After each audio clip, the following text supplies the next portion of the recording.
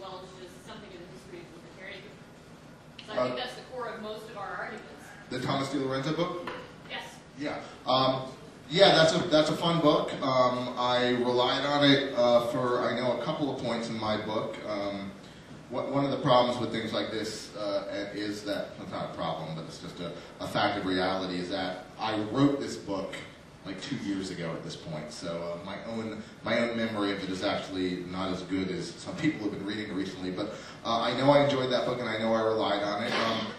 It does, that is absolutely, has always been a key part of the libertarian message, is you need to show people that free people operating in a free economy can create wealth, can make people better off.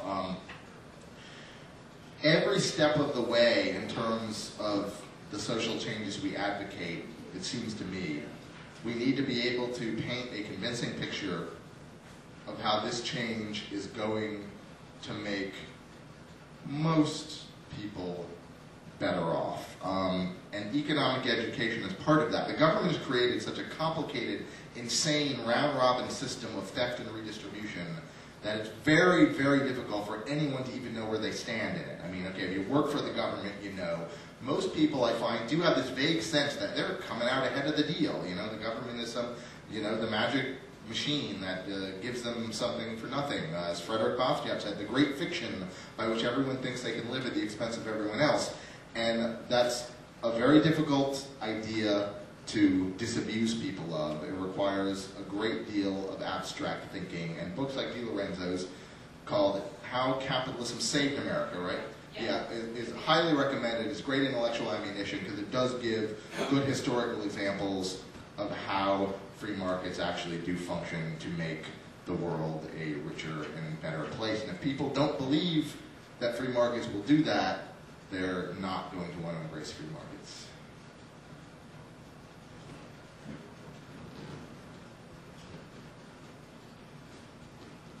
Well, a couple of other points. I think that libertarians have to come up with a coherent idea of how to deal with the problem of the commons. For example, the common air that we all breathe, and that some countries are polluting for the rest of the world on a fairly large scale. Or, for instance, a common of the oceans, which is, from what everything I read, are being fished to the, well, let's say there's a lot fewer fish than there were 100 years ago. And I think to just say, well, you know, we should just let the market take care of it, I'm not sure if that's an accurate statement. I think the way the market's going to take care of it, at least to some people in a libertarian point of view, is in about another 50 years we're all going to be eating plankton, which most people don't think is a good idea.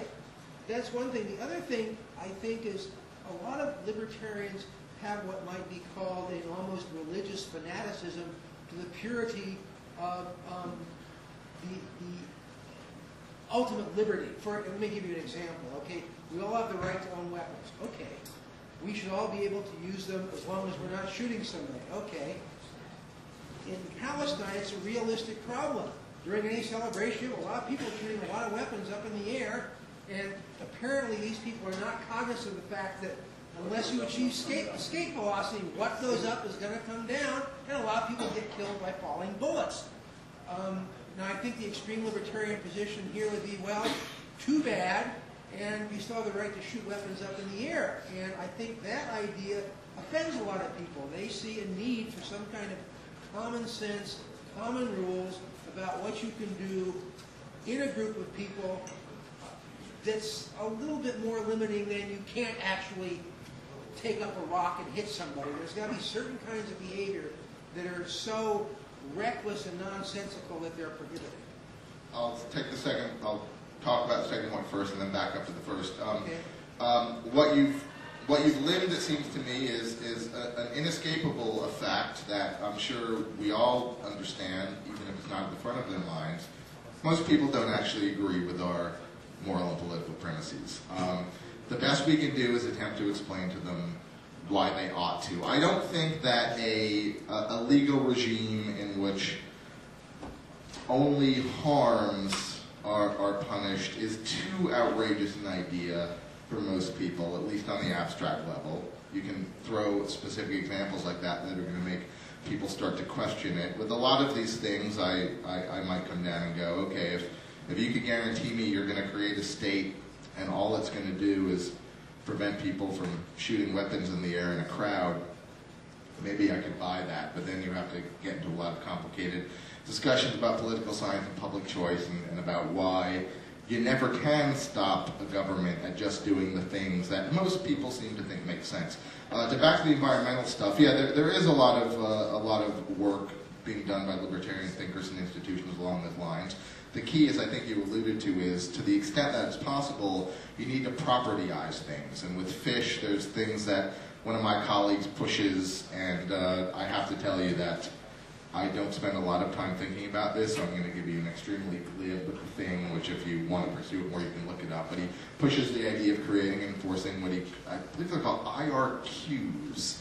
But at any rate, it's a way of trying to establish that, okay, you have the quota over this square of ocean and the fish that run through that, and for all the reasons we understand, that creates good incentives to preserve and not use everything up. Air, far, far trickier issue, and again, it's not really a problem for most libertarians. I mean, it's a problem for anarchists, I suppose, but I mean, most limited government libertarians, I don't think have a particularly huge problem with the idea that the air can be a medium for transmitting harm, that it's very difficult to imagine how a pure private property regime can solve it, and it is indeed difficult to imagine, though there have been libertarian environmental thinkers who have tried to imagine it. The question then becomes, what are the best techniques for doing so, and what many even environmentalists have learned is that attempting to create